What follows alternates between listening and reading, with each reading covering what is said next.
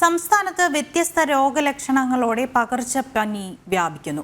Allergy ഉൾപ്പെടെയുള്ള രോഗലക്ഷണങ്ങളുമായി എത്തുന്നവരുടെ sample ശേഖരണം വൈകാതെ നടത്തണമെന്ന് ആരോഗ്യ പ്രവർത്തകർ. ഒരാൾക്ക് തുടർച്ചയായി പനി പിടിപെടുന്ന സാഹചര്യം ആശങ്കപ്പെടുത്തുന്നുവെന്നും ആരോഗ്യ പ്രവർത്തകർ പറയുന്നു.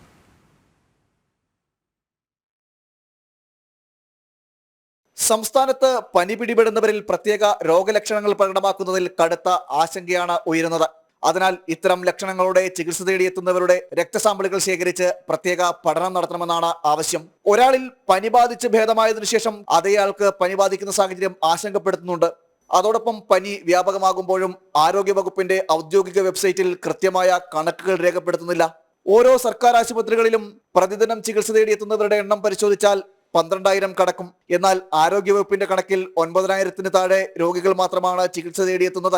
ആശങ്ക ഒഴിവാക്കുന്നതിനായി കണക്കുകൾ ആരോഗ്യവകുപ്പ് ബോധപൂർവം കുറച്ചു കാണിക്കുന്നതായാണ് അനൌദ്യോഗിക വിവരം. യുവാക്കളിലടക്കം പനിമരണങ്ങൾ വർദ്ധിക്കുന്ന സാഹചര്യവും നിലനിൽക്കുന്നുണ്ട്. ഇത്തരം വിഷയങ്ങളിൽ വിദഗ്ധ സമിതി രൂപീകരിച്ച് വിശദമായ പഠനം നടത്തണമെന്നാണ് ഉയരുന്ന ആവശ്യം. ജനം, തിരുവനന്തപുരം.